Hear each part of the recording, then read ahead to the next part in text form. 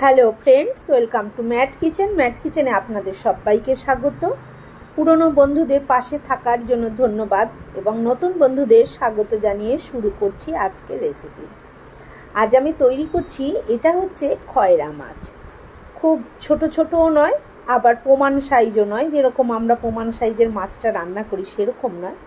তবে আমি এই খয়রাটা কোনোদিনও রান্না করিনি, আজকেই রান্না করছি, তাই ভাবলাম যে আপনাদের সাথেও শেয়ার করি। মাছটা কিন্তু খুব সুন্দর দেখতে, আর গাটাও বেশ চিকচিক করছে, পুরো ইলিশ মাছের মতন দেখতে। দোকানদার বললো এটাও নাকি খয়রা মাছ, তাই আমি নিয়ে এসেছি, ভাবলাম দেখি রান্না করে। প্রথমে মাছটাকে আমি একটু কাটা ভাঙা জলে ধুয়ে নিলাম। কাটা ভাঙা জলে ধুয়ে নিলে মাছের গ্যাস গন্ধ চলে যায়, আর মাছ খুব ভালো সুন্দর পরিষ্কারও হয়। তারপরে আমি মাছটার মধ্যে নুন, হলুদ আর 1 চামচ মতন লাল লঙ্কার গুঁড়ো দিয়ে ভালো করে মেখে নেব। আপনারা চাইলে লাল লঙ্কার গুঁড়োটা স্কিপও করতে পারেন, আমি দিয়েছি, দিয়ে ভালো করে মাছগুলো মেখে নিয়েছি। মাছটা সম্পূর্ণ ভালো করে মাখা হয়ে গেছে। এবার একটা কড়াই বসিয়ে দিয়েছি। কড়াইটাকে প্রথমে খুব ভালো করে গরম করে নেব। কড়াইটা মাছ ভাজার জন্য কিন্তু কড়াই খুব ভালোভাবে গরম হওয়া দরকার, না হলে মাছ কড়াইতে লেগে যায়। কড়াইটা খুব ভালো করে গরম করে নিয়ে তারপরে এখানে আমি দিয়ে দিয়েছি রান্নার তেল। তেলটাকেও খুব ভালো করে গরম করে নিয়েছি, আর খুন্তি দিয়ে কড়াইয়ের চারপাশটা একটু লাগিয়েও নিয়েছি। এতটা পরিমাণে গরম করেছি যে যেখান দিয়ে ধোঁয়া উঠছিল, তাহলে তারপরে মাছগুলো দিলে মাছগুলো কিন্তু কড়াইতে লেগে যাবে না। মাছগুলো দিয়ে মাছগুলো ভেজে নিচ্ছি, ততক্ষণে আমি একটা মশলা করে নিই, মাছটা ভাজা হতে থাক। আমি ওখানে 2 চামচ সাদা সর্ষে, 2 চামচ কালো সর্ষে একটু লবণ দিয়ে বেটে নিয়েছি। এদিকে মাছটা কিন্তু ভাজা হয়ে গেছে, এক পিঠ ভাজা হয়ে গেছে, আমি উল্টে দিয়েছিলাম, দিয়ে তারপরে এপিঠ ওপিঠ লালচে করে আমি ভেজে মাছটাকে এবার তুলে নিচ্ছি। মাছগুলো কিন্তু দেখুন একদম গোটা গোটা আছে, একটুও ভাঙে চড়েনি, কিচ্ছু হয়নি। খয়রা মাছ ভাজতে গেলে এমনি পেটের দিকে ধারটা, কাঁটাটা বেরিয়ে যায়, ফাঁকা হয়ে যায়, কিন্তু এই মাছটা খুব সুন্দরভাবে ভাজা হয়েছে। মাছটা একদম টাটকা। আমি যে মাছটা নুন হলুদ মাখলাম, আপনারা আশা করছি দেখেই বুঝতে পারছেন মাছটা কিন্তু খুব সুন্দর। তারপরে বাকি মাছগুলো আমি এইভাবে, সব মাছগুলো আমি একসাথে ভাজছি না, আমি এখানে 3-4টে করে মাছ দিয়ে দিয়ে ভেজে নিলাম। ফিরে খোলার মাছটাও আমি উল্টে পাল্টে লাল করে ভেজে নিয়েছি। এবার আমি তুলে নিচ্ছি।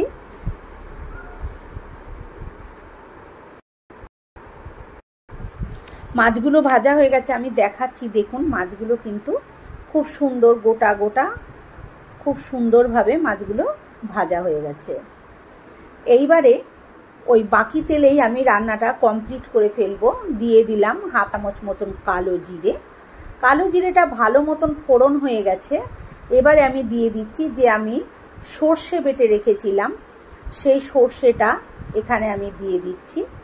যতটা সর্ষে আমি বেটেছিলাম সবটা আমি দিইনি, আমি এখানে 3 টেবিল চামচ মতন সর্ষে বাটা দিয়ে দিয়েছি। চামচটা কিন্তু আমার টেবিল চামচের মাপের বড়, তার 2 চামচ মানে 3 টেবিল চামচ আমি দিয়েছি। আর দিয়ে দিলাম শিল ধোয়া জলটা, দিয়ে খুব ভালো করে মশলাটাকে আমি একটু কষিয়ে নিয়েছি। এখনো কোনো মশলা দিইনি অন্যান্য, এবারে দেব। এবারে আমি দিয়ে দিচ্ছি টমেটো পেস্ট। এখানে আমি একখানা বড় সাইজের টমেটো গ্রেটারের সাহায্যে গ্রেট করে রেখেছিলাম, সেটা দিয়ে দিলাম। দিয়ে মিনিট 2 নাড়াচাড়া করে নিয়ে দিয়ে দিচ্ছি এখানে 1/2 চামচ হলুদ গুঁড়ো, আর 1 চামচ দিচ্ছি লাল লঙ্কার গুঁড়ো। ঝালটা অবশ্যই নিজেরা নিজেদের স্বাদ অনুযায়ী ব্যবহার করবেন। আর দিয়ে দেব এখানে লবণ একটুখানি স্বাদ মতন দিয়ে এবার সমস্ত মশলাটাকে খুব ভালো করে আমি কষিয়ে নেব। ততক্ষণ পর্যন্ত আমি কষিয়ে নেব যতক্ষণ না তেল সেপারেট। এখানে আমি 5-6টা কাঁচা লঙ্কাও দিয়ে দিয়েছি। মশলাটাকে আমি খুব ভালো করে কষিয়ে নিয়েছি। এই যে মশলাটা থেকে কিন্তু তেল ছেড়ে গেছে, মশলা থেকে তেল ছেড়ে গেছে। এইবারে আমি এখানে দিয়ে দেব হচ্ছে পরিমাণ মতন জল।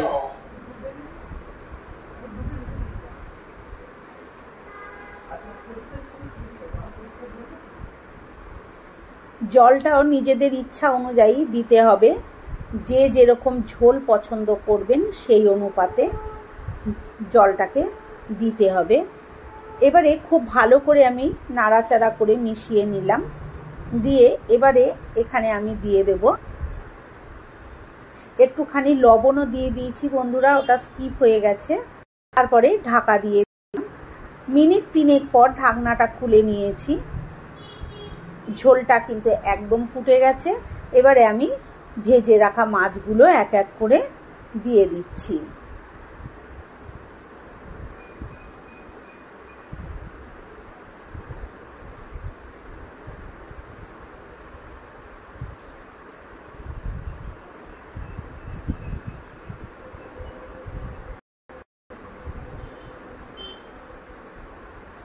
ভেজে রাখা মাছগুলো দিয়ে আমি আবার একটু ঢাকা দিয়ে দেবো নাড়াচাড়া করে।